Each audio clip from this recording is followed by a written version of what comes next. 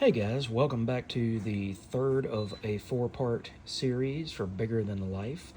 This is a review of Batman: War on Crime by Paul Dini and Alex Ross. Just like the other two books that I've talked about so far in this series, they tend to focus on one specific story. Well, this one actually focuses on one specific character that Bruce comes across. Let's see if I can find it here.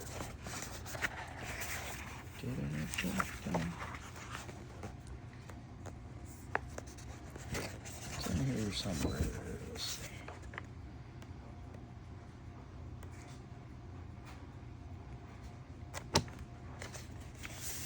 Well, I'll just go to this page.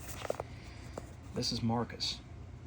And Marcus lost his parents and his family in an accident very similar to Bruce. So earlier in the series, this book unfortunately has got the same kind of crinkly spine that the Superman book had, so it was hard to find the right page. But in this story, Bruce finds Marcus after his parents are gunned down and decides that he is going to try to help him. So he gets him to the police station, but then in the back of his mind he says, I fear that it's not enough. I fear that they're going to talk to him, they're going to try to help him go through therapy, but he came from a different background. I was blessed with the things that I had. I had the money to give myself space from reality. I didn't have to go back to school. I didn't have to try to go land a job. I didn't have to go through foster care and all of that because Alfred was there. I had all of these things that this young man doesn't have that opportunity. And so he kind of follows him, but then loses him because the system is huge. And even Batman, who has so many different things on his mind, can't keep up with one single person at every moment of the day. And so we get to this scene, and Batman has tackled some criminals and taken them down, and then he sees Marcus. And the focus of this particular issue,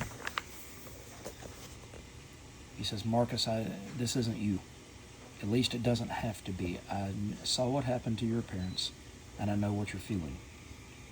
A man with a gun once took away people I loved. I never stopped missing them, never forgot how painful it was to be alone.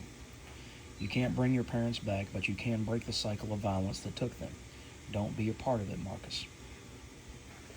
Don't become what killed our families. And you see the chance at healing. So even though Batman is gruff, he is probably the most distant of all of the Justice Leaguers to most people. He's not heartless. He still has feelings. He still sees when someone is in pain and in need. And at the end of the day, that's what he's there for. To help those orphans, to help those who can't protect themselves because they lost something that they can never get back. So once again, you get this amazing Alex Ross artwork. You get lifelike Norman Rockwell-esque massive paintings like this one of Bruce looking over Gotham City, which is a double-page spread. But instead of just getting pretty pictures, you also get a story that reminds you that the war on crime is not only against quote-unquote bad people, but it's also dealing with the fallout of people who get hurt, innocents who get hurt in this crime wave. So it gives you a lot to think about as far as maybe the extra chances that you've been given that other people don't have. And then it asks, what if you did more?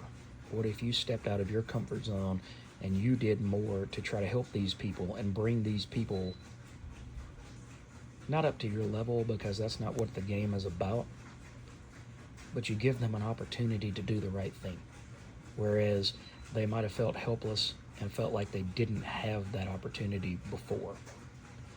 So this book, although to me it's not my favorite out of this series, it shows the necessity of a character like Batman, and although he doesn't bring hope like Shazam, or bring peace necessarily like Superman wishes to, Batman's war on crime is a different war than, say, Frank Castle's war on crime. He seeks to bring solace to those who are in pain, and he seeks to bring closure to those who would lash out because of their own personal losses, because they don't have an outlet like he does to deal with them. So, awesome book, amazing story, and I just can't wait to finish this series up with the Wonder Woman book next. But if you find these books on eBay, on abebooks.com, thriftbooks.com, or anything like that, and you can pick them up relatively cheaply, I recommend these because they're absolute classics. And even though they're 25, 26 years old, you're not going to get better stories than this. So pick it up, enjoy it. I hope you enjoyed this video. If you did, hit me with a like and subscribe, because we're still growing this channel and I need all the help I can get. That algorithm will go ahead and goose this video and get it out to more people just like you who want to see this great content. Thanks for watching, guys, and have a wonderful, wonderful day.